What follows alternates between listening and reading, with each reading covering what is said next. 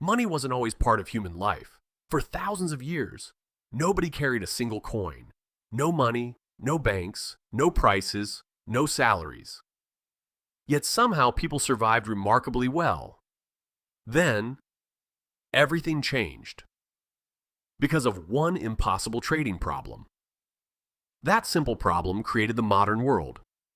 Humans lived in tiny tribes of only a few dozen people. Everyone knew everyone. There were no strangers inside the tribe. If someone caught food, everyone usually ate. Sharing was survival. One successful hunt fed everyone for days. Tomorrow, someone else might return empty-handed. Next time, you'd return the favor. Trust became the tribe's invisible currency. Nobody needed money. So what changed? Then humans made one decision that changed everything. About 12,000 years ago, humans stopped wandering. They settled. Instead of following animals, they began growing food. For the first time, food could be stored. Surplus. Suddenly, not everyone needed to farm anymore. Specialists appeared. Civilization had quietly begun. Then a new problem appeared. Farmers needed tools. Blacksmiths needed food. Trade became part of everyday life. But what happens when nobody wants your trade? Imagine you raise chickens but desperately need a pair of shoes. The shoemaker already has more chickens than he needs. No deal. Maybe someone else wants chickens instead. Trade becomes slow, awkward, and frustrating. This has a name. Economists call it the double coincidence of wants. Both people must want exactly what the other has. That almost never happens. It sounds like the perfect reason money was invented. Except, historians aren't sure this ever happened. That's the story everyone knows. It might be wrong. Archaeologists have searched for barter economies for over a century. They found cities, temples, farms, but almost no evidence of pure barter. Instead, they found something unexpected: debt. Long before coins, people kept track of who owed what. One farmer delivered grain today. Next month, he'd receive goats instead.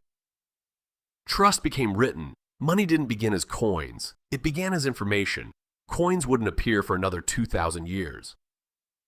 If credit worked so well, why invent coins at all? The answer begins with strangers. Credit works when people know each other. It works much less well when they don't. Then trade networks started growing. Villages became towns. Towns became cities.